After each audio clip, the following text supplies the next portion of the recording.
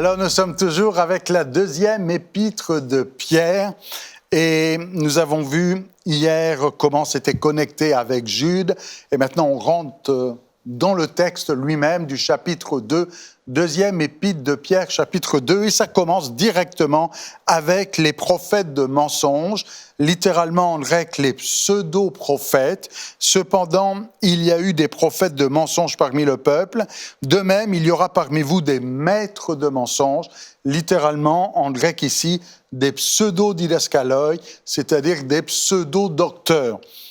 Qui introduiront insidieusement des doctrines, c'est-à-dire des enseignements de perdition, allant jusqu'à renier le maître qui les a achetés.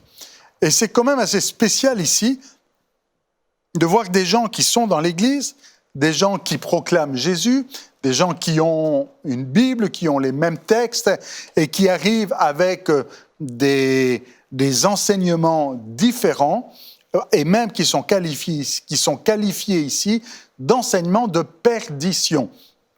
D'un côté, il y a l'enseignement qui amène au salut, les paroles qui amènent au salut. De l'autre côté, il y a l'enseignement qui amène à la perdition. On va dire, mais comment des docteurs comme ça, dans l'Église, des enseignants pourraient arriver à quelque chose d'aussi radical que d'amener à la perdition? Parce que comprenez que s'éloigner de Jésus, c'est arriver à la perdition. Jésus est la porte. Si vous êtes passé plus par la porte, eh bien, vous ne pourrez plus aller de l'autre côté. De la même manière, Jésus est le chemin. Si vous n'êtes plus sur ce chemin, vous êtes sur un chemin large et spacieux qui conduit à la perdition, mais le chemin qui conduit à la vie éternelle est un chemin étroit et resserré. Il faut rester sur ce chemin. Et c'est tout l'enjeu ici de cette deuxième épître de Pierre.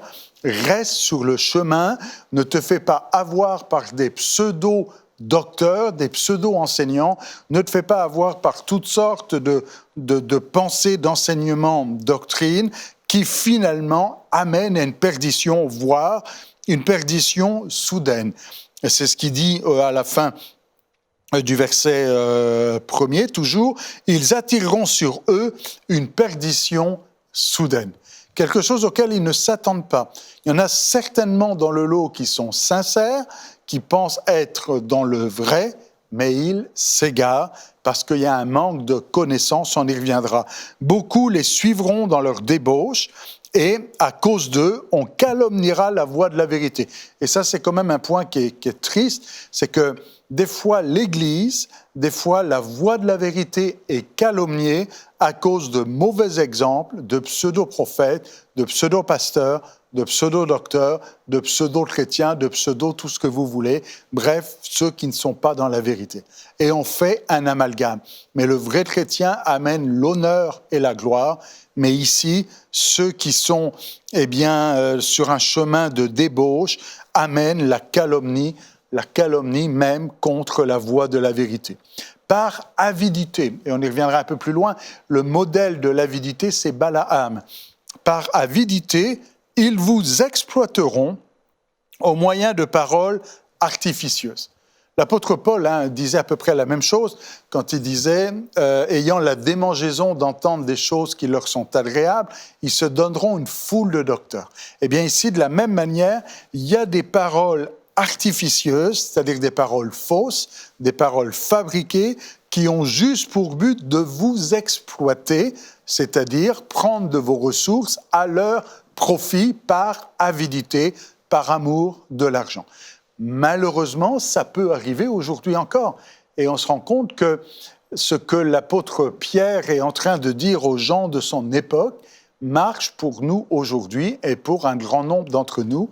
Et peut-être pour vous qui m'écoutez maintenant, vous dites « Ah, il faut que je fasse attention, moi aussi, à ne pas à ne pas être exploité par quelqu'un qui a des paroles artificieuse, mais à rester dans la voie de la vérité. » Et comme pour réveiller, pour amener vraiment à prendre conscience que hey, c'est sérieux là, l'apôtre Pierre, de la même manière que Jude avait pu le faire, va ramener les histoires de l'Ancien Testament et dire « Souviens-toi comment ça marchait ». Comment ça s'est produit avec les anges qui ont mal agi, avec Sodome et Gomorrhe, avec le déluge et Noé, comment ça s'est produit. Et si l'apôtre Pierre utilise ces exemples, c'est pour dire de la même manière aujourd'hui encore. Et notez bien qu'on est ici dans une théologie du Nouveau Testament. On n'est pas ici avec un prophète de l'Ancien Testament qui reste dans un paradigme de l'Ancien Testament, mais que Pierre, formé disciple de Jésus, qui a vu les miracles, qui a assisté au discours, qui a entendu les paraboles, qui est témoin de la résurrection, qui est rempli du Saint-Esprit et va même enseigner le jour de la Pentecôte, eh bien Pierre lui-même dit l'Ancien Testament doit nous servir d'exemple aujourd'hui encore en ce qui concerne ces choses.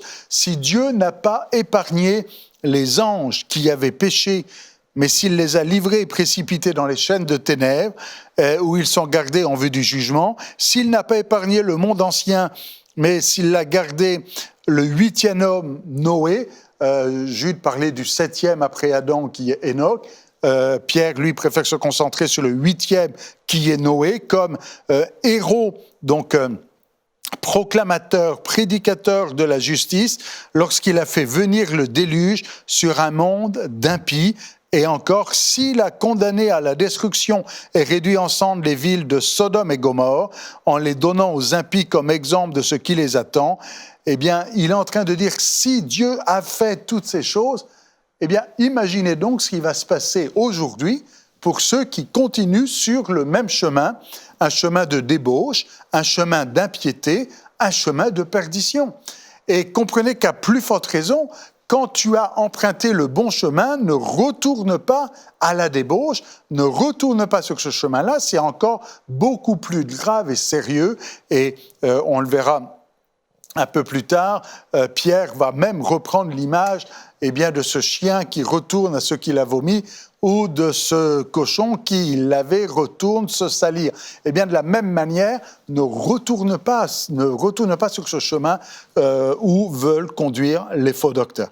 Alors, on est là-dedans, il dit, il y a tous ces cas, et il a pris 3 exemples, les anges, il a pris Noé, enfin les impies à l'époque de Noé, le déluge, il a pris Sodome et Gomorrhe, mais il dit, mais il y a aussi des bons exemples. Et il ne faut pas ça, on regarde les mauvais exemples, mais regarde les bons aussi. Et les bons exemples ici, il va faire référence à Lot. Il dit, s'il a délivré Lot, le juste, profondément affligé par la conduite débauchée de ces criminels, et là, quelque part, ce que Pierre est en train de dire, sois comme Lot. Ne sois pas ceux qui vont aller dans la débauche, mais sois le juste qui résiste et qui est attristé, affligé par la conduite des débauchés. Comprenez ici que c'est les faux docteurs en l'occurrence, parce que ce juste Lot habitait au milieu d'eux, tourmentait jour après jour son âme de juste à cause du mal qu'il voyait et entendait. C'est donc que le Seigneur sait délivrer de l'épreuve les gens pieux.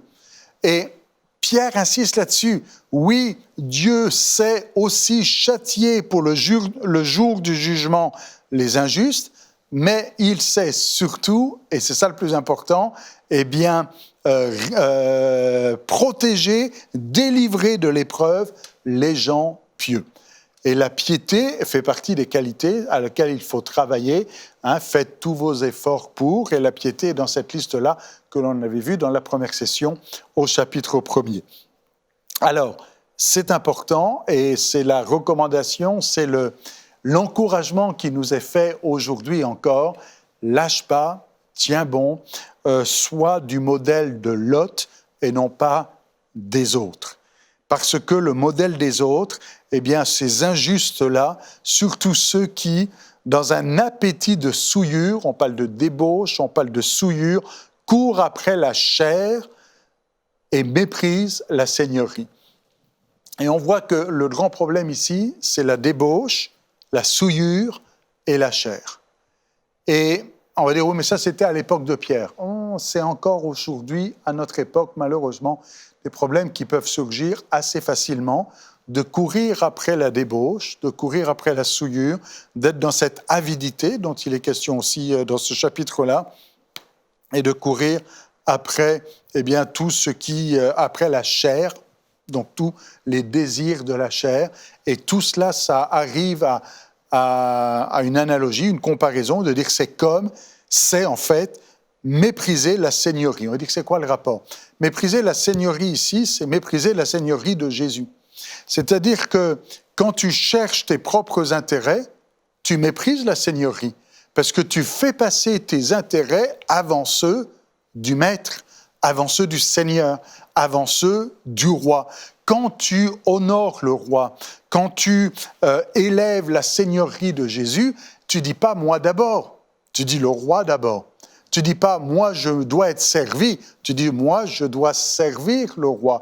Et comme Pierre qui se présente au début, comme esclave et apôtre de Jésus-Christ, ceux qui méprisent la seigneurie vont, eh bien, quelque part, se servir eux-mêmes, servir la chair, la débauche, la souillure, l'avidité, et vouloir passer et faire passer leurs intérêts avant ceux du Seigneur lui-même.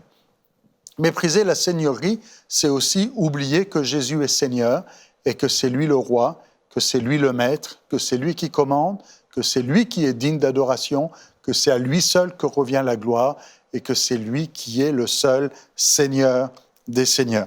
Et notez bien que ce mépris de la seigneurie est quelque chose qui peut arriver assez facilement. Vous savez, quand on tombe dans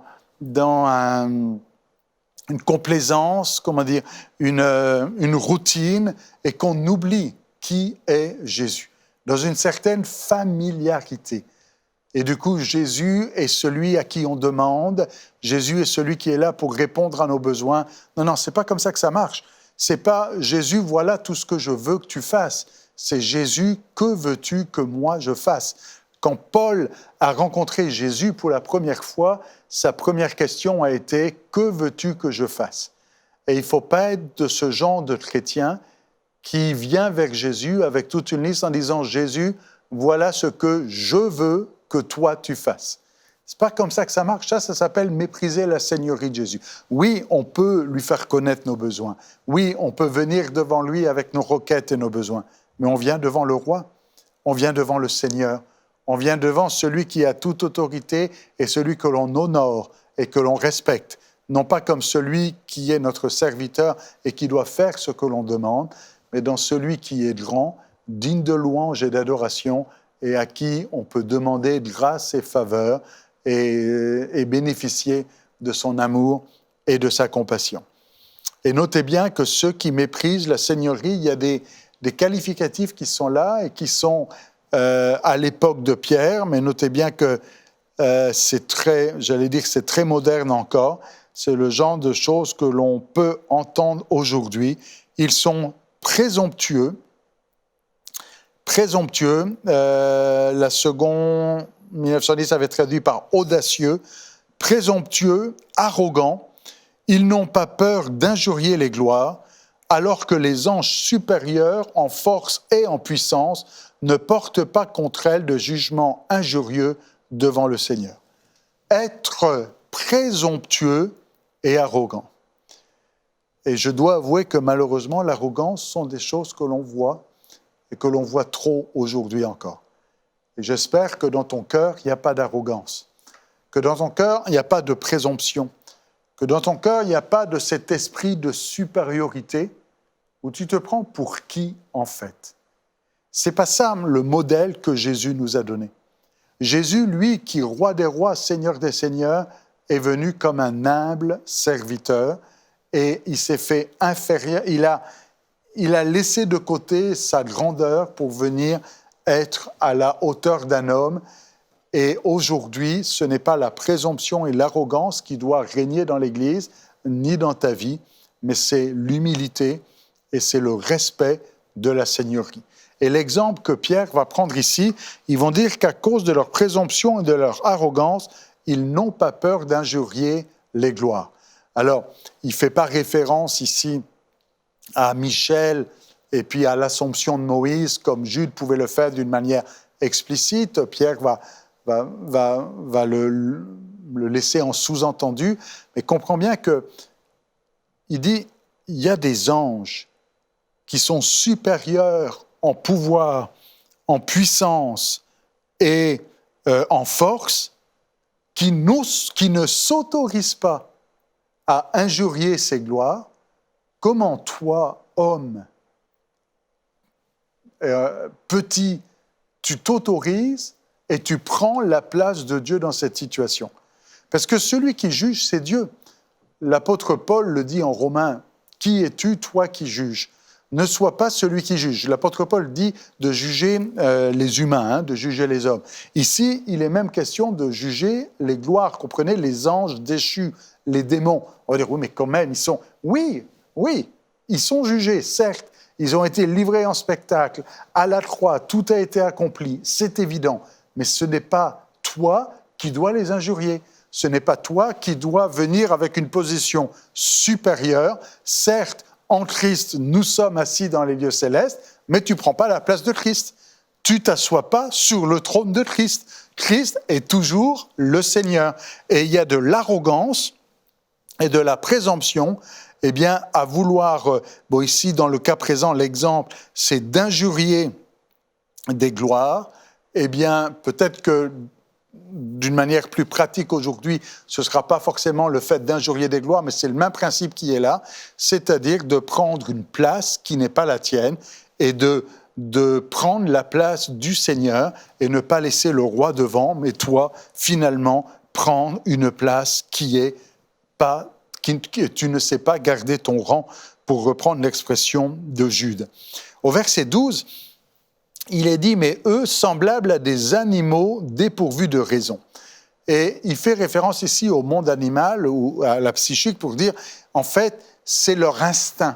C'est pas guidé par l'esprit ici, c'est la chair, c'est l'instinct animal qui les pousse et qui les amène à être dépourvus de raison, destinés par nature à être capturés et à tomber en pourriture.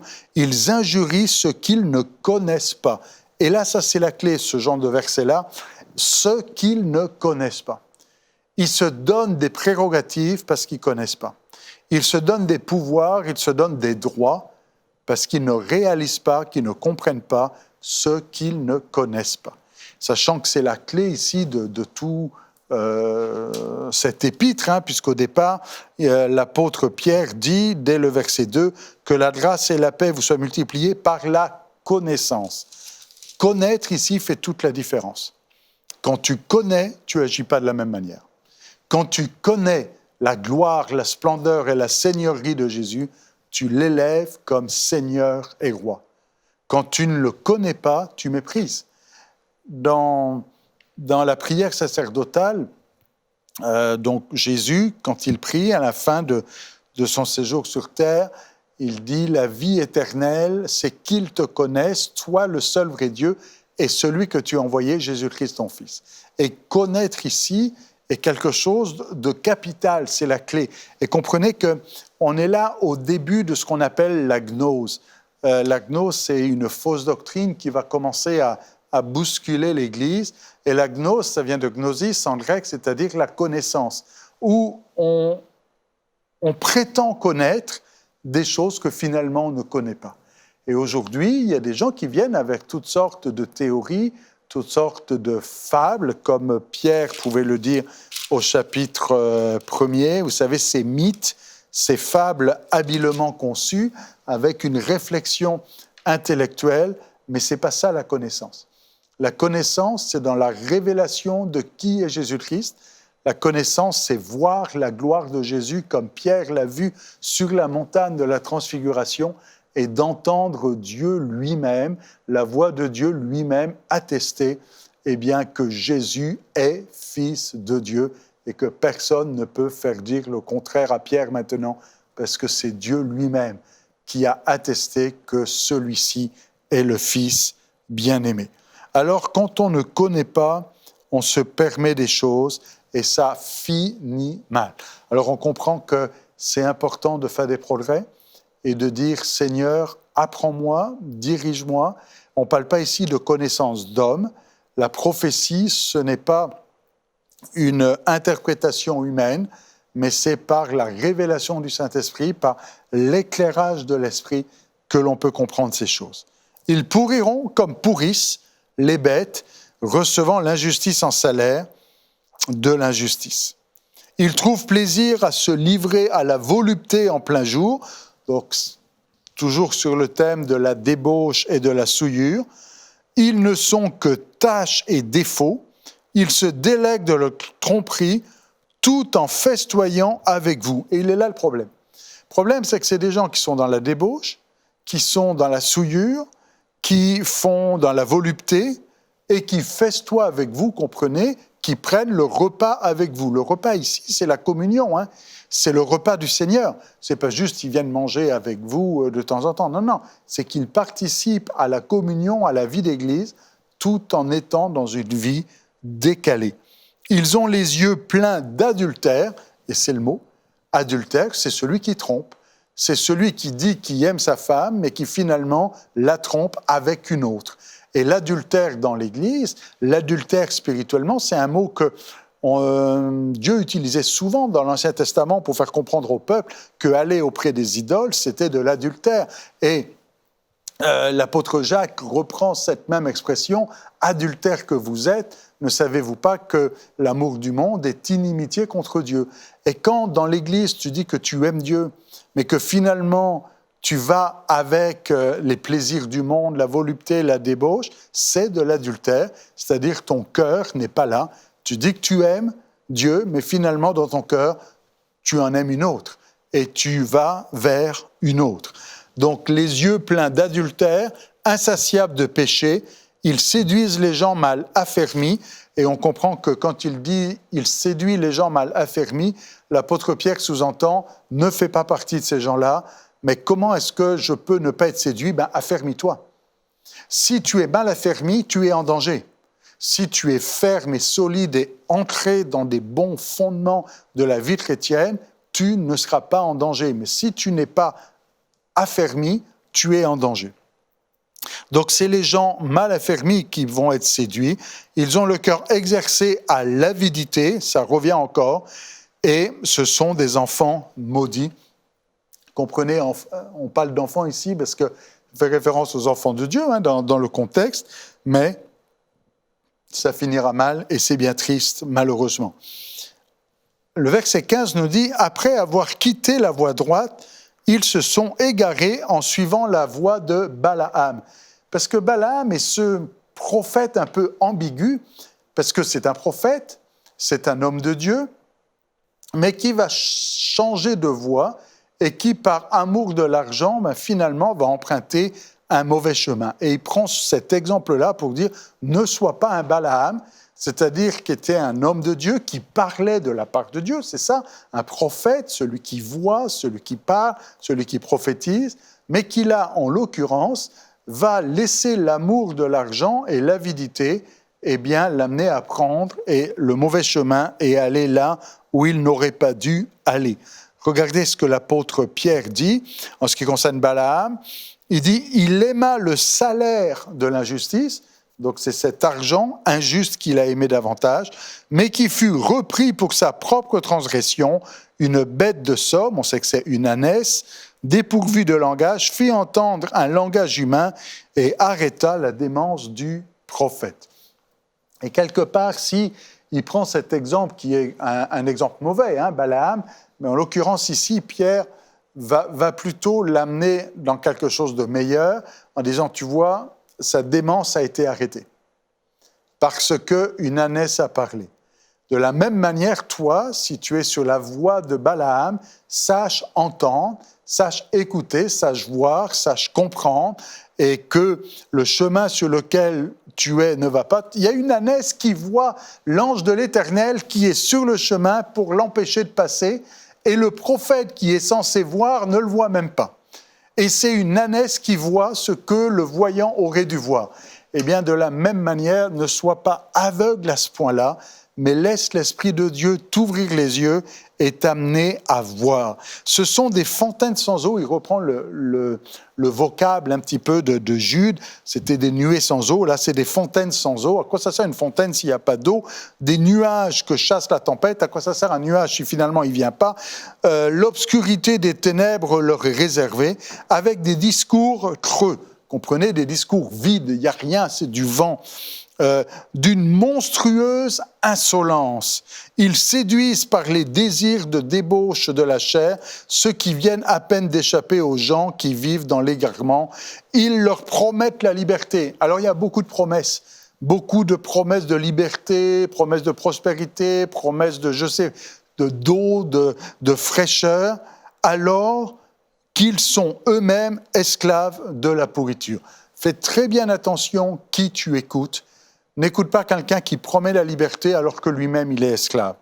Car chacun est l'esclave de ce qui le domine.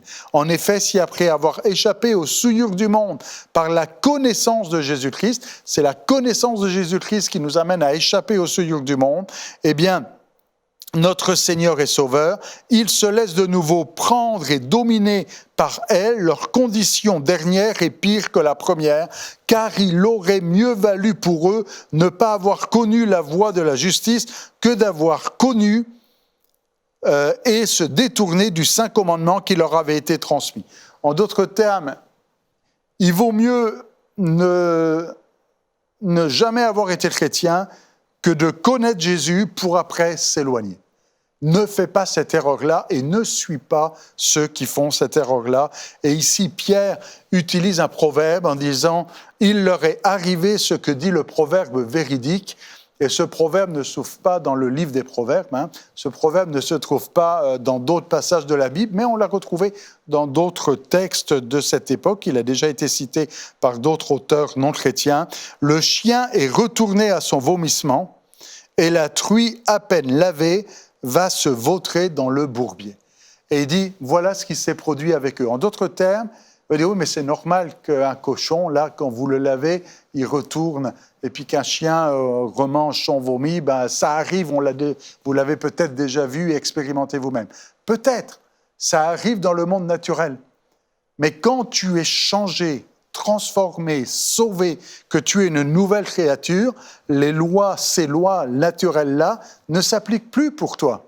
Tu n'es plus ce cochon qui va te souiller, tu es devenu un être nouveau.